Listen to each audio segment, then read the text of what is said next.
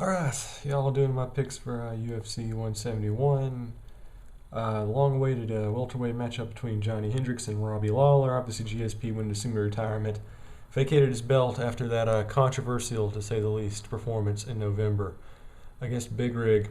The first couple of shows of the year I thought have been very underwhelming. I was not a huge fan of UFC 169 or 170. They were very underwhelming shows. I'm not really a huge fan of this whole fighter of the night bonus initiative either. I think it's really kind of taken out the incentive for some fighters to actually go for the finish. So I think that's at least partially responsible for the downturn in the quality of cards.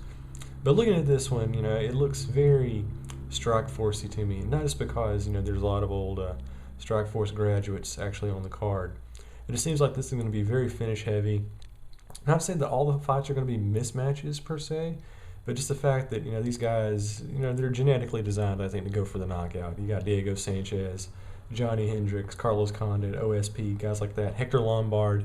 These are guys that really don't just go out to fight. They look to put their opponent in a casket. So should have some pretty good fights. Very different from the first two pay-per-view shows of the year. Main event: Johnny Hendricks versus Robbie Lawler. Hendricks, of course, is going to be the huge favorite going into this fight. And, just looking at what Lawler has done since he made the jump back to the UFC, I've been really impressed. Do I want to go for the upset and give Lawler the victory? You really got to look at the abilities of these guys. In terms of reach, got to give the advantage to Lawler. In terms of striking defense, I would give the advantage to Lawler as well. Also, I think he has better takedown defense overall than Hendricks. But we'll see, because Hendricks obviously is the better striking offense, better takedown offense, and I think he's also better with the submissions. I don't really see this being sort of a grinding fight. I mean, possibly it could, but I think it's much more likely that Hendricks can go in there and rattle off a really good shot. Lawler, the way that he fights, he goes for the gusto, looking for the knockout, but he leaves himself open. I think he did a very good job of neutralizing Rory McDonald at the November show. But I think Hendricks is a very different kind of fighter. He's the kind of guy that actually has the killer KO power. And if Lawler leaves himself open, he's going to get dropped, which is exactly what I think is going to happen. I think Johnny Hendricks wins this fight, second round knockout, becomes the new welterweight champion. And as an added bonus, I think GSP will be in attendance. He's going to come out, tell him he's not impressed by his performance. $1 million buy pay-per-view in December. Just my prediction. Co-main event: Carlos Condit versus Tyron Woodley. Tyron Woodley looked really good against Josh Koscheck. Condit, obviously one of the top 5 welterweight fighters on the planet. Carlos Condit, he's looked pretty good even in defeat. He almost knocked out GSP. Held his own against Hendricks in their contender fight a couple of years back.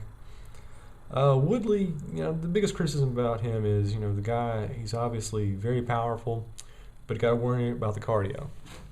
And Condit, on the other hand, he's pretty consistent, got knockout power, very versatile, has a pretty good gas tank. So just looking at it, this is not really a fight that seems to, on paper at least, give Tyron Woodley much of a shot.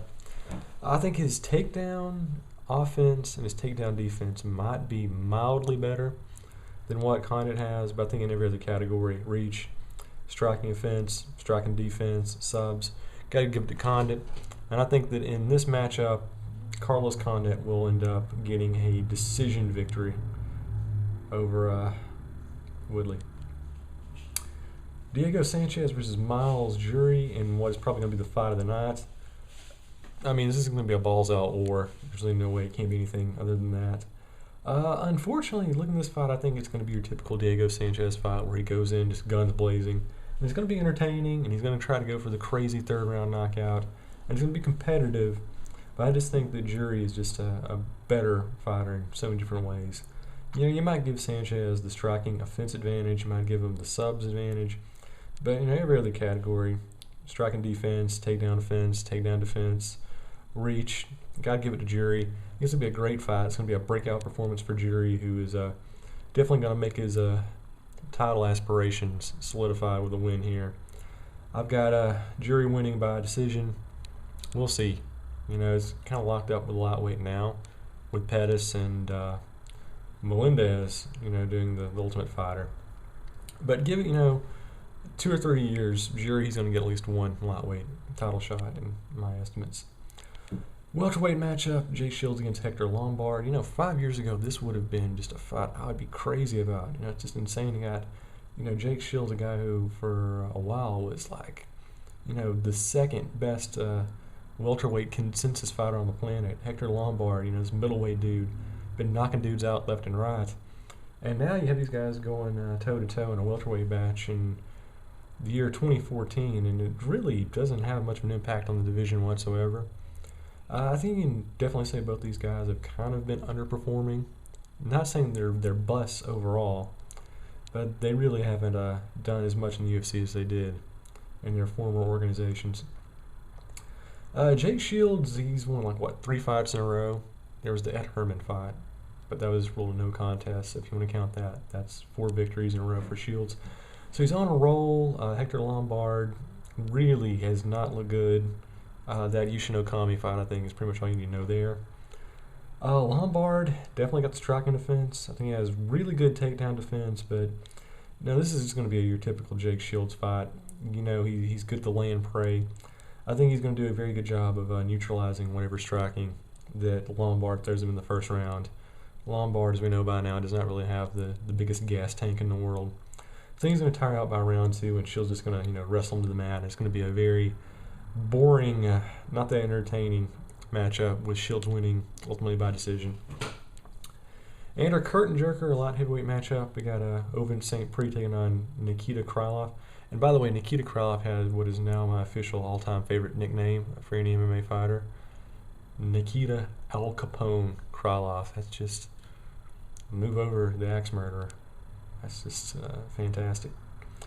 So anyway, in this matchup, it's kind of a weird, because it's a very weird dynamic. Because looking at this fight, I think St. Prix is probably the better fighter overall. Definitely has the reach advantage. From what we've seen in his prior matchups, he has the better strike defense, better takedowns, better takedown defense. So on paper, it seems like he'd be the guy that you go for, but I'm just looking at this Krylov guy, and I'm just feeling knockout everywhere. I think he's going to go in there, and he's actually going to win this fight by first round knockout. Should be very explosive and a very entertaining, albeit short matchup. So there you go. To recap the main card, I've got Hendricks over Lawler by second round KO. I've got Condit beating Woodley by decision. Got Jury over Sanchez by decision. Got Shields besting Lombard by decision. And I've got Krylov over St. Prix by first round knockout.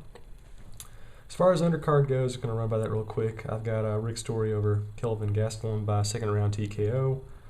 I'm going to take Raquel Pennington over Jessica Andrade by first round technical knockout.